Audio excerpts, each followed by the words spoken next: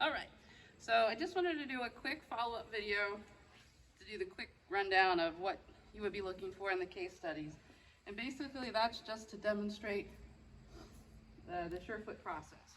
So before you get started, you just want to make sure that you have a clear area. Sometimes it's tempting to bring all the pads out and throw them on the ground and so on, but you want to make sure that the horse has a way to walk off the pads. And so if there's a lot blocking his path forward, then you can get into a difficult situation, because if they don't feel safe to go forward, they might go sideways or on top of you. Wendy prefers using like a flat leather halter and lead rope over like rope halters or chains. However, you know, each situation calls for you know, a different situation. You know, it's not a hard and fast rule, but it's just a guideline. They're going to be looking to make sure that you have safe rope handling skills, so that you're not like wrapping the rope around our hands, dragging it on the ground, stepping on it, that kind of stuff. So you just want to make sure that it's organized and out of the way. And then we'll just do a quick run through of what we would be looking for. So what we would first do is to offer the pad, give the horse a chance to look at it, which getting a little bit of interest here. And you can see it's a very hot day and we have a very tired pony. Okay, so offer the pad, and then we're gonna drop the pad on the ground while staying out of harm's way. So if you did explode or go up, I'm in a safe position. I'm ready to go with it. And then from there, we place the lead rope behind your back with the outside hand.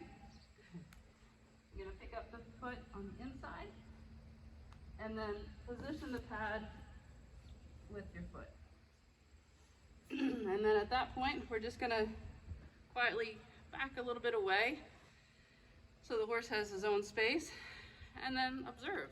And so we're looking for signs of relaxation. Obviously his expression's good.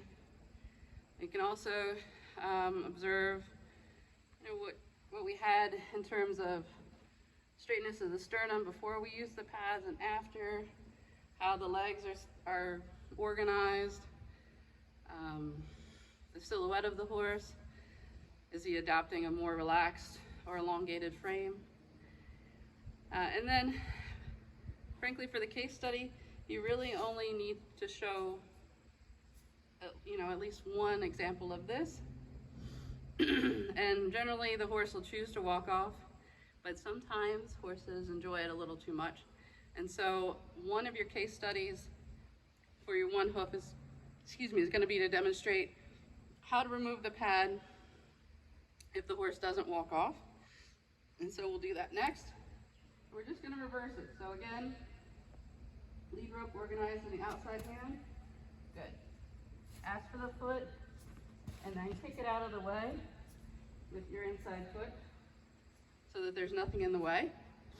And then we would ask him to walk off. And again, we're looking to at least have a smooth motion, so we don't want to just turn them back and possibly twist, particularly coming off the pad. So we're going to ask him to walk forward. You can see he's very relaxed. A little R-rated as usual.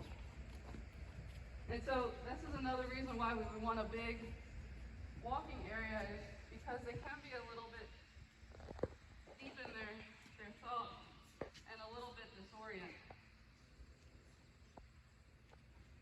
So in real life, I would probably walk him a little bit further, particularly with as slow and discombobulated as he feels. But for this video, oh, here we go.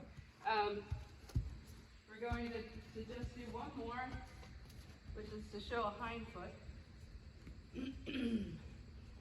The other thing to remember is to make sure that, you know, that we are picking up the pads far enough away from the horse that we're safe in the event that he did something while we're bending over. And we'll just do the opposite. Okay, so if we were going to demonstrate a hind leg, same process, just offer the pad. If the horse wants to look at it or sniff it, great. If they don't, that's all right. And then the same thing, I stand here by the shoulder. Good boy. I softly drop the pad by the hind foot, and then it's up to you.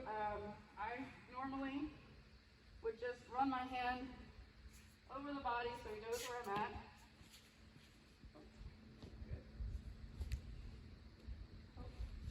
And just wait for him. All right. Keeping the outside hand with your lead rope, your inside hand is going to pick up the foot and then place it with your feet so that you're not having a finger under the pad. He put the weight on the pad. If your horse just rests, that's fine. But another trick sometimes is if the horse is only resting on the hind, you can stay on the same side and just kind of pretend that you're going to pick up a front foot. And often they will put the weight on it. Now he's chosen to stand rather awkward on that pad, but that's fine. That's his choice.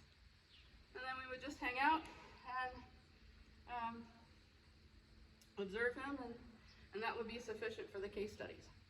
So if you have any questions, just holler at me. I appreciate it. Thanks.